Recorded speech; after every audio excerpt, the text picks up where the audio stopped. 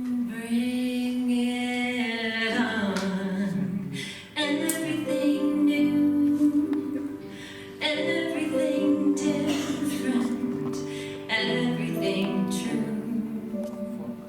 I am ready for my next thing to do.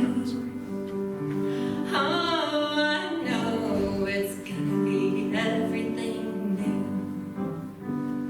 I'm through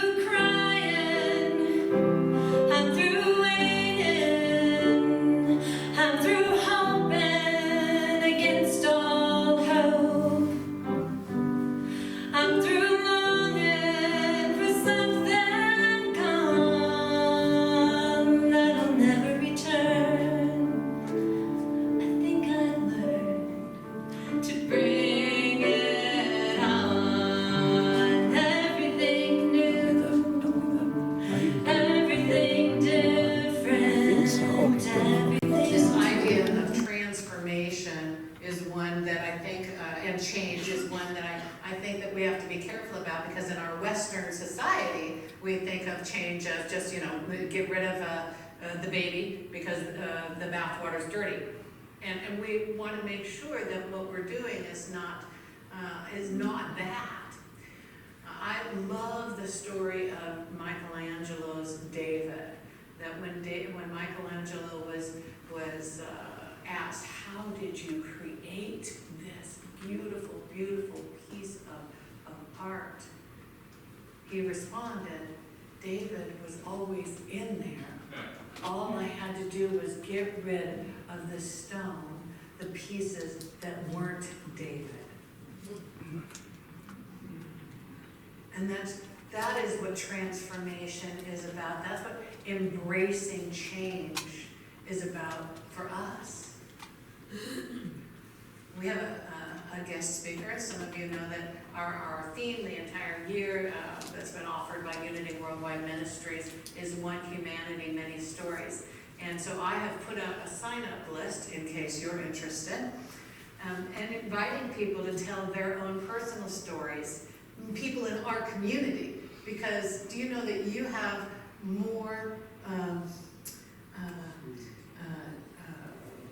sway, power, more impact, that's the word, more impact on your community than actually I do. Your stories of what really happens for transformation makes a bigger impact.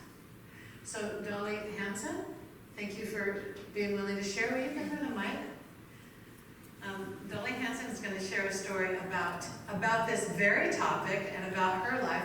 And Greg is going to start handing out some pictures that Dolly will explain here in a minute so that you can all see a visual. Thank you, Dolly. Okay. Some of you have heard my story before, but this is a different perspective on it, and I have props. The affirmation, remember, is my life is enlivened and enriched by a new perspective. Sometimes a change is something you initiate, like going back to school to get a master's degree or joining a gym so you can run a marathon. Sometimes change is like a bolt of lightning, unexpected. You might call it divine order. What you do with that change will make an incredible difference in your life. You can choose to run with it and greet the adventure, or you can ignore it and remain unchanged. Such a divine event happened to me in 2013. If you attended Unity of Olympia in 2013, you might not have noticed me. I went by my birth name of Idell. When I was Idell, I was quiet and almost invisible. I never met another Idell in my lifetime. And when you introduce yourself as Idell or go to Starbucks and say your name is Idell, the answer is, huh? After my husband passed in 2009, I went to visit my daughter Helen in Arkansas every vacation that I took from my job at the EPA. In 2013, we decided we needed to go somewhere new. We had never been to Memphis, so we decided to go to the King of the World contest in Memphis. This is a contest where the best Elvises, really is Elvi, vie to be King of the World. It happens in August around Elvis's birthday. I sent in our registration, and for no discernible reason, my registration came back to Dolly Hansen. Since I knew I would never see the people there again, I decided that for that week of my life, I would be Dolly. The contests were fun, and we got a lifetime supply of Elvis songs. We visited Graceland and toured some of Memphis. I might have left Dolly in Memphis, but on the next to the last day of the contest, there was a raffle. With the proceeds going to St. Jude Hospital, one female person would win the title of Queen of the World and get the crown the King of the World. How fun was that? That sounded like so much fun that I bought 15 tickets. Actually, I don't remember if it was 15 tickets or 30 tickets or how much they cost. I know the raffle raised about $350 for St. Jude Hospital, and I still get solicitations from St. Jude. I looked carefully at my tickets as they read the winning numbers. Amazingly, the last ticket in my string was the same as the number they had read. I jumped up and said something clever like, "It's me!" I fumbled my way up to the stage from our seats in the back of the room. They asked my name and I said, "I'm Dolly Hansen from Olympia, Washington." I was given a tiara, props, and an Elvis scarf.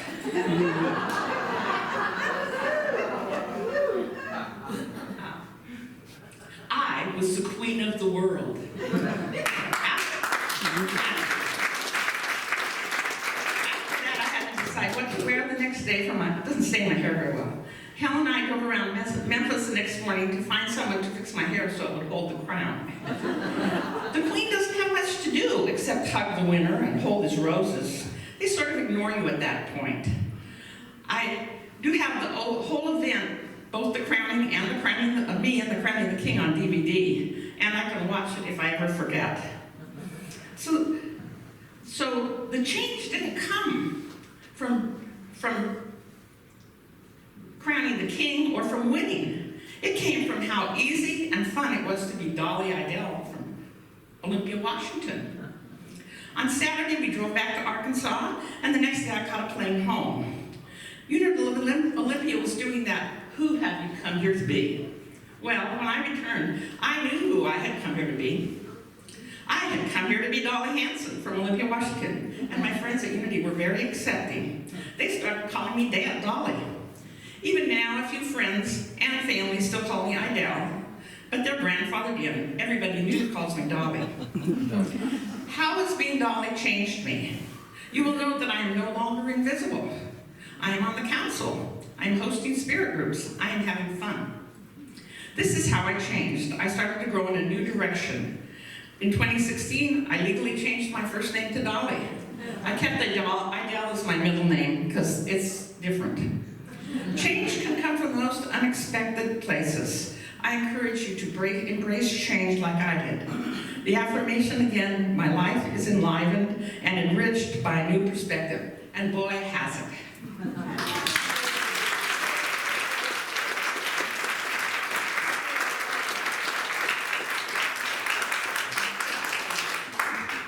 Thank you, Dolly. So, as you can see, Thank you very much. impersonation out there. Thank you very much. I think it was. I just love it when we have a real life example of becoming more of who you already are, making your life better. Right? Did you hear her say, have fun. I host groups. I serve and participate in ways that I never did before. That. And yeah, the pictures, do you like the pictures? Most people have seen them now of her with the king. This is a real life example of taking an experience that could just happen, right? It's just, you know, it's a chance, coincidence. It's a thing that just happened. Maybe. And saying, yes. This is part of the co-creative process. See, now I believe, because I'm real woo-woo,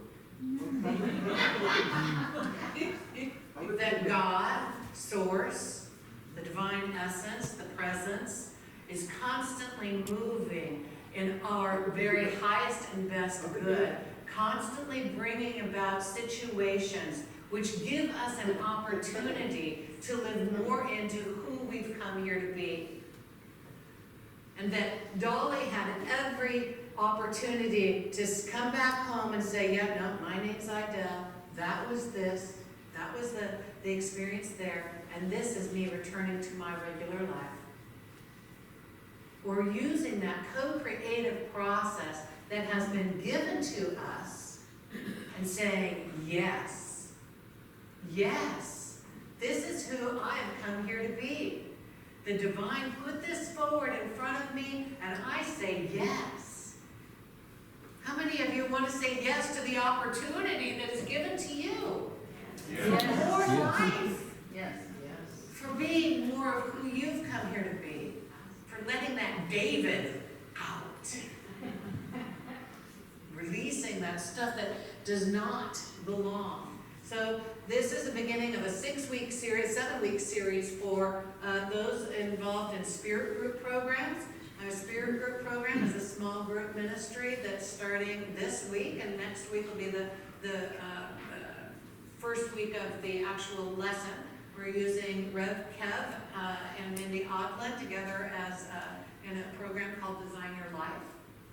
It's all about saying yes and making conscious choice about how you co-create with the divine presence. There are a few groups that are not full. I know that one is absolutely full up to overflowing. The one group that is not full, Mark and Jeannie have decided that they want to invite everybody over on Sunday after. No, not everybody maybe, but anybody who wants to be in their group up to a certain number to come over Sunday afternoons and watch football. And then to have soup. And then to do the Design Your Life program. You know, at Unity, we really are about waking up. And so this is what I want to do, and what a community, a Unity community, any Unity community hopes to do, is to provide opportunities for every person to wake up through a means that works for them. And so we have classes, we have workshops coming up during this series. I'm going to have 2 special guest speakers 2 weeks from now. John Stringer is coming, and this musical genius, and he's going to be talking about growing into who we've come here to be. And then on October 13th, we're all going over to the Center for Spiritual Living to listen to Greg Lavoie speak, and he's going to do a workshop afterwards too. It's called Callings. You know, what's your calling? What is that within you? And then today, for the people who are more woo-woo like me and connected to music, we got sound healing. Right? Making available many different avenues for people to grow emotionally and spiritually and come into the truth of who and what we are. That's what I hope Unity is about. Next week after service, we're going to have a town hall meeting. Because not only do we need to do this at the individual level, well, you're invited to do it at the individual level, but we also have a responsibility to do it at the collective level. In our building and grounds, we've had some increase in vandalism, and so next week at our town hall meeting after the service, we want to invite you all to stay and talk about the solution that the council is working on, and that's bringing a caretaker on site. And we also want to be involved and invite you into the appreciative inquiry process, which is what are the long-term goals and who are we as a community? Is the caretaker the final solution? How do we reach out to people? So all of that's happening after service next week during our town hall meeting. And it's all about embracing change by releasing that which is not ours, right? releasing that which no longer serves us. Okay, everybody breathe.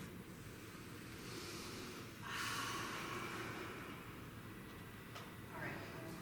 Sometimes Spirit just strikes me and says, do that. Okay.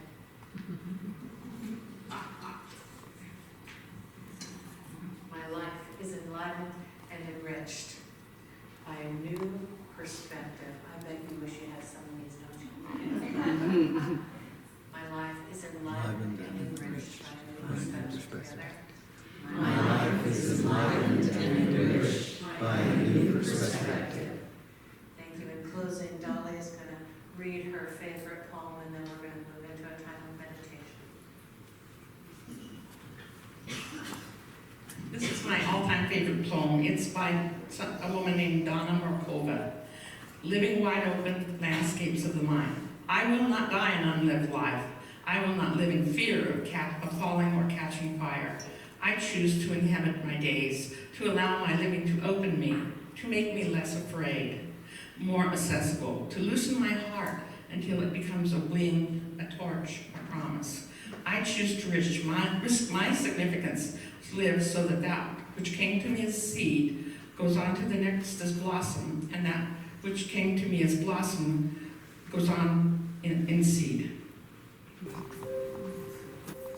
Let's close our eyes. Let's put a hand on our heart as we open that heart. It makes life available. The truth of who we are available. So we're just going to open up to that beauty and that divinity of who we really, really are. The will of my heart. The will of my The will of my heart is to be. is to be open constantly. Sing with us. God, I didn't tell. The will of my heart Follow my lead. is to be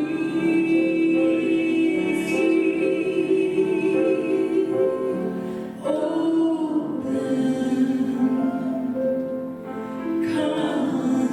constantly.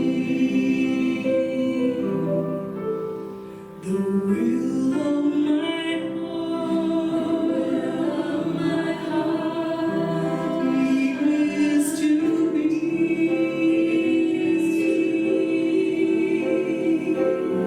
open constantly. The will of my heart is to be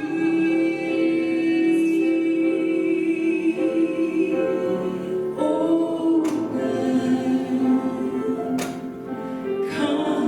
constantly. Let's sing it a little bit louder. The will of my heart, feel that in your body. Is to be constantly.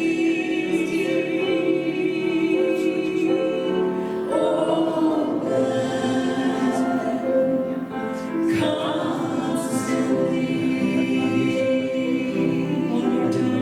The will of my heart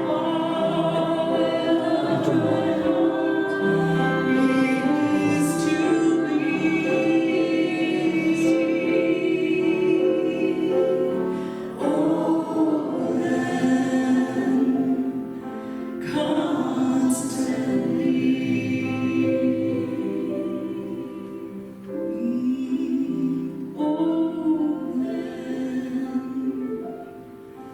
constantly.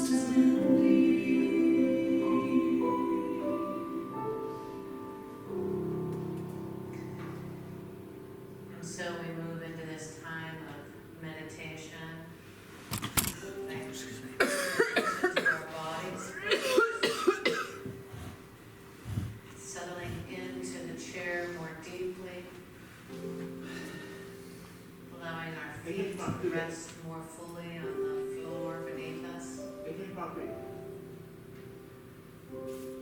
Allowing the stomach and the shoulders to be soft. The face to relax. We bring our attention to the breath as it flows easily.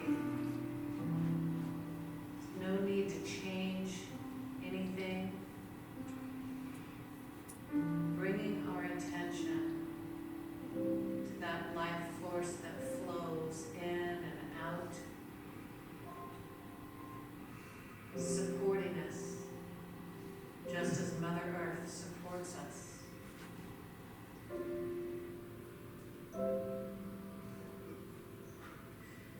And this awareness, we give attention now to the sounds around us. The music,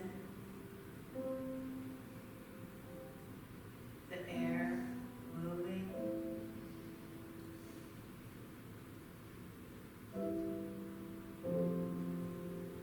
the sounds of rustling of the neighbors, breathing of the neighbor. Life is all around us. In this awake state, awake and relaxed, we open to divine wisdom, open to divine love, flowing in and out of our bodies, our hearts, our minds. In this relaxed and awake state.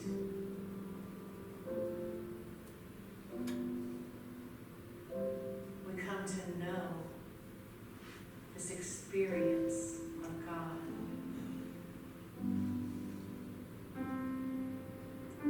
It is here. It is now.